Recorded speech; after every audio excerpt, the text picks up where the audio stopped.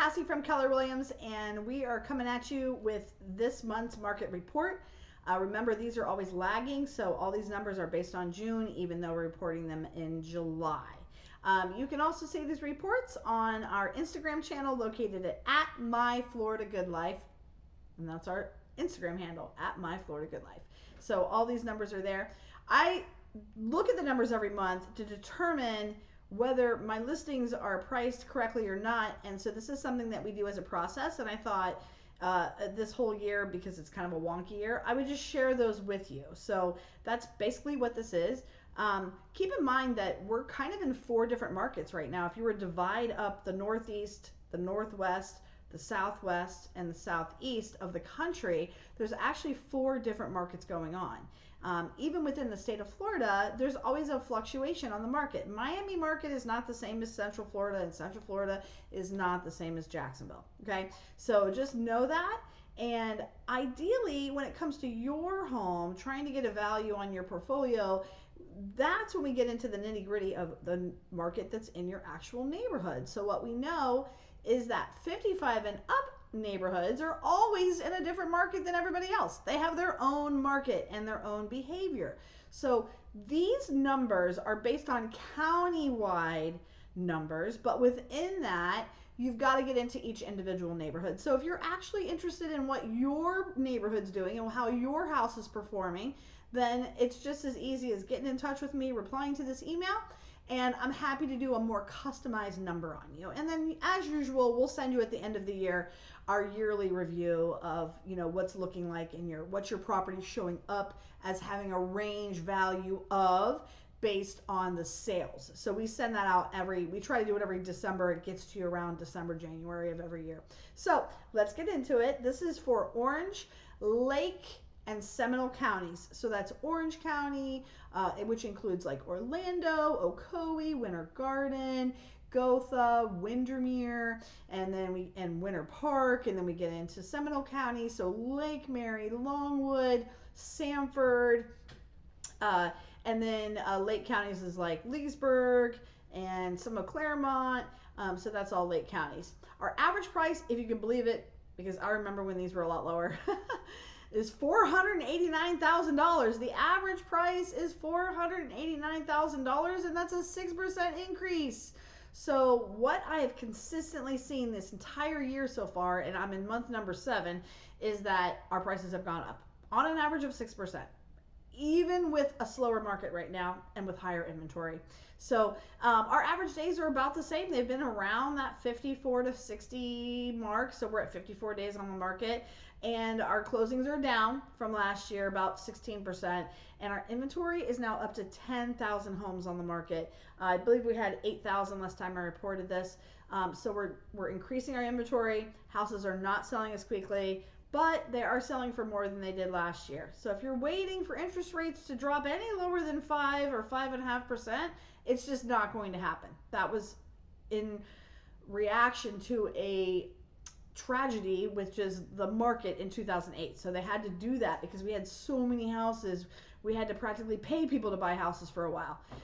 Otherwise, we would have been in a lot of economic trouble. So as we go into the next association, this covers Marion and Volusia County. And Marion County is all of Ocala, Dunellen, Bellevue, into the villages just a little bit, and basically the World Equestrian Center, where a lot of growth is going on.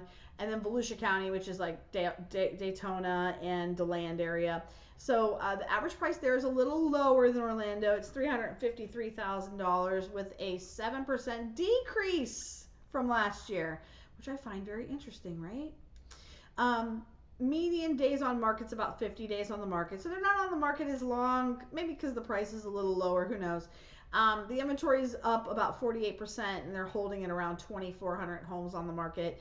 And the closings are down 8%. So we're seeing the same thing. A little bit less closings, a little more inventory, yet prices are, well, in this case, prices actually went down, which is weird.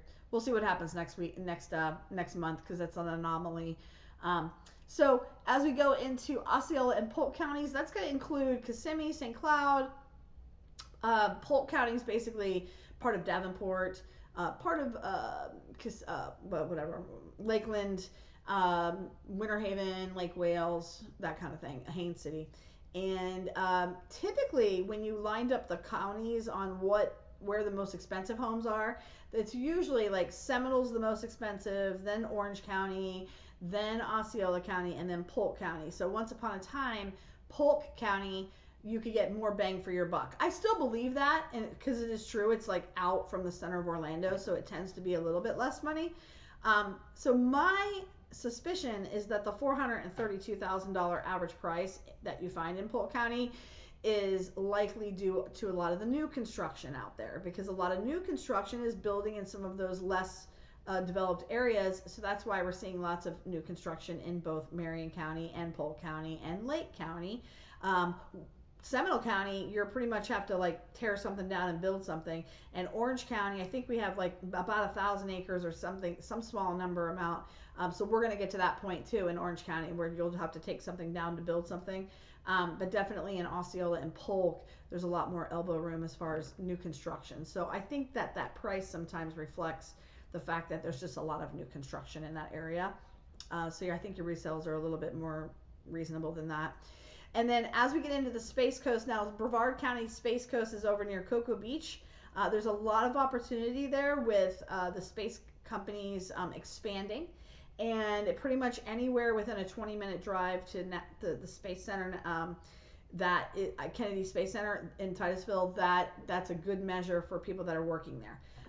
So lots of opportunity. I have a second residence there, and I spend a lot of time there as well, and I saw the opportunity, and there's lots of great opportunity. The median price in that area is $375,000, which is a little bit over a 2% increase from last year.